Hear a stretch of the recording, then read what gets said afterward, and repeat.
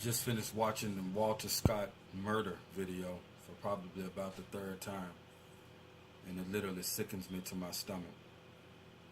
And I was watching the video because I was trying to figure out what exactly happened on Saturday and get a thorough understanding of what transpired. And there's no other way for me to say this, but that was a outright execution of Mr. Scott. An unnecessary shooting and killing, murder of Mr. Scott. And I want to be clear about this. I'm not disputing that there was a traffic stop that didn't end well, that there was a chase that ensued, that there was even some form of a struggle that occurred associated with Officer Slager's taser. I'm not disputing any of that. But what the video showed was Officer Slager standing there as Walter Scott ran away from him. And when he got to a distance of somewhere between 15, 20 feet or more, I saw Officer Slager calmly raise his service weapon and draw down on Walter Scott, killing him, shooting at him 8 times and killing him. And that sickens me. And what's even more egregious is that in the video, one of the reasons why I was studying the video was to see everything that I could see. And what I witnessed was the beginnings of a cover-up. No other way to say it, but it was the beginnings of a cover-up.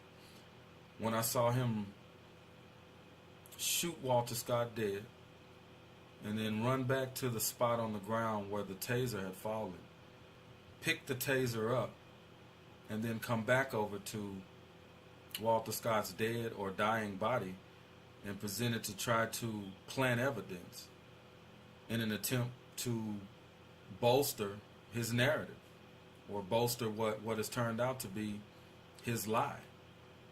Because had the video not surfaced, and I want to just take time to, I thank God for the young man that recorded the video. I thank him for having the courage to actually come forward and turn the video over to the Scott family attorneys. Because had he not have done that, then that lie, that narrative that Officer Slager had started to present through his attorneys and through the police department would have resonated definitely in South Carolina.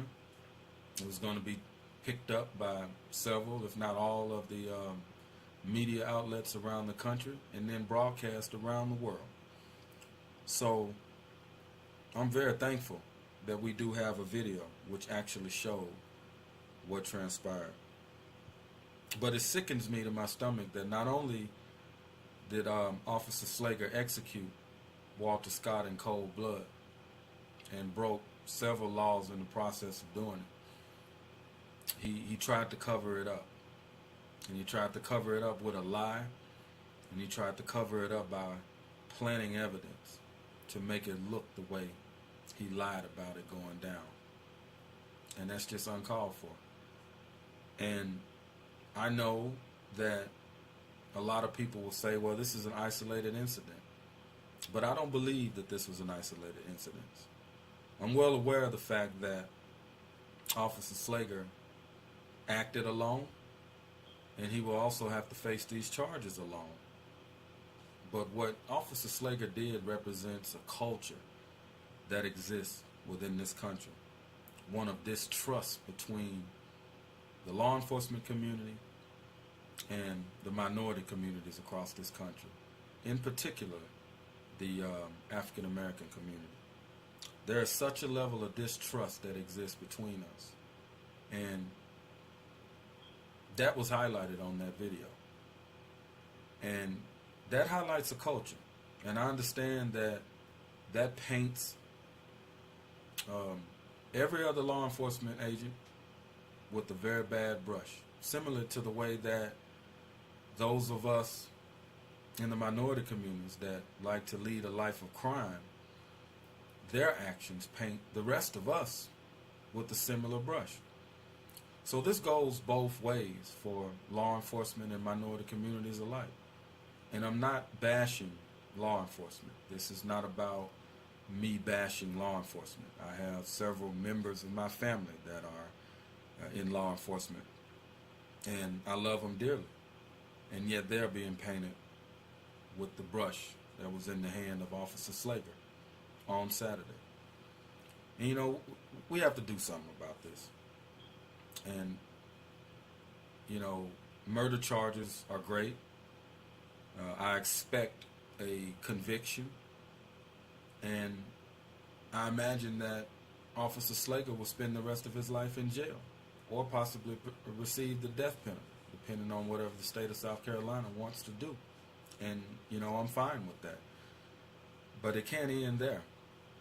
And the reason why I say that is because I was reading some other articles today, and I came across one that informed me that there are people in this country that actually support Officer Slager, and they think that he acted within the guidelines or within the protocol and the procedures of what law enforcement are supposed to, officials are supposed to do in situations like this.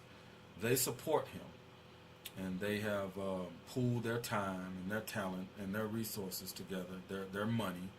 They've gone in their pockets and pulled out their hard-earned dollars to put together, they attempted to put together a GoFundMe account to set up a defense fund for Officer Slager. And I applaud the integrity of the people over at GoFundMe because they rejected that account. However, these supporters, these diligent supporters, have decided to go another route with another entity, Indigo, I'm not sure what the name of it is. But they're full steam ahead trying to put together a fund, a defense fund, to offset some of the costs for him to try to defend himself against these charges and defend himself against overwhelming evidence that showed him execute an unarmed black man in cold blood. Good luck with that. But you know, that got me to thinking, if he has all of these supporters out there that are running to his defense, we should do the same. And by that, what I mean is that we should pool our resources, our hard-earned dollars, our time, our talents, whatever it is that God has blessed us with. We should pool those together and come up with tangible ideas that could form tangible situations and scenarios where we ensure that nobody else has to die like this. You know, and it saddens me that there are people out there that think that this man didn't do anything wrong. But what saddens me more, or potentially what saddens me more, is if our community does absolutely nothing about it. And sure, we can march, we can protest, we can get on social media, and we can say a whole lot. But when are we going to unite and actually be about action? Because if we want change in our communities, if we want change across this country, we're going to have to create that change from within. And we can't sit by and wait on law enforcement. We can't sit by and wait on, City Hall. We can't sit by and wait on the police commissioner and let them hand us a diluted, a watered down version of change. We're going to have to create the change that we say we need. And I'm putting this video out here. I'm going to put it on Facebook and put it on YouTube. And what I would like for this video to do is to, for all of those that are able to watch it, and please share it, is to begin a dialogue, a think tank, a brainstorming about what it is that we can do with our time, our talents, our gifts, our resources to come up with tangible scenarios, entities, whatever that may be, to ensure that nothing like this happens again. And I'm all for police review boards, community review boards. I'm all for that. But I think we need to go a step further. I think we're at a point to where we need a separate agency, a law enforcement agency, a policing agency that not only polices the communities that we live in and hold us accountable to live up to the laws that we're governed by, but that also police the police departments themselves, the individuals that are out there on the streets. And we need to have audio, we need to have video, and we need to document every police interaction with the community, every traffic stop between a police officer and a member of the community. We need to have people that are out there that can police the police and document those interactions and ensure that scenarios like what happened with Walter Scott no longer happen. We need to send a very strong message to the law enforcement officials in this country that basically says, if you're corrupt, we're watching you, we're documenting you, and we're going to hold you accountable to the oath that you proclaimed when they gave you the gun and the badge.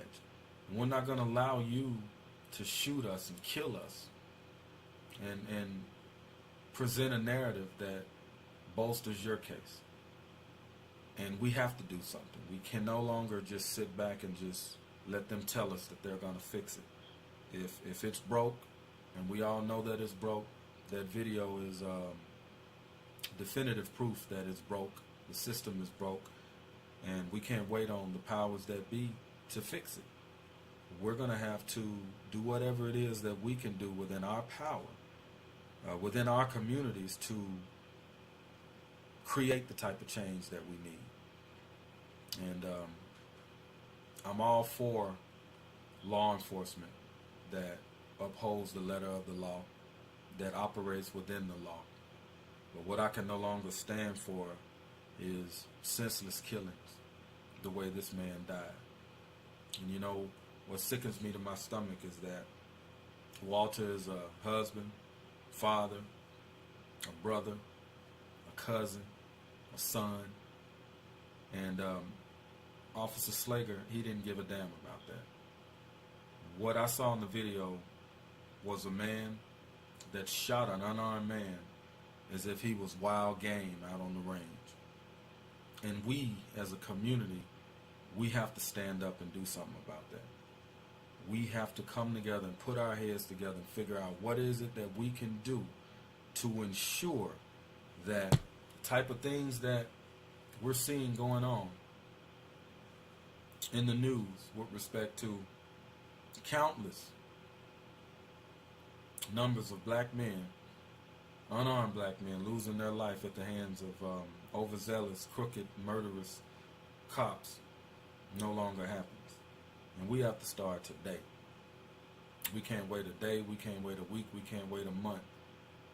You know, we have to do something now. And what I hope is that we can begin to have a dialogue about what that really means, what that really looks like, within the laws that exist on the books today. What is it that we can do to get entities out on these streets to police the police, to help them do a better job of service in our communities? Because quite frankly, they're failing us. They're failing themselves. And we're dying. And we're dying senselessly. And that just has to stop. So I encourage you to share this video. I encourage you to begin to have dialogues with other people in your community, in your circle of friends. And let's put our heads together and figure out what we can do to actually create the change that we need in our communities, so that we can ensure that a husband makes it home to his wife, that a father makes it home to his children, that another black man doesn't die a similar way tomorrow. If we do it today, we can begin to guarantee ourselves a better tomorrow. God bless you, and I'll be speaking to you in a little bit.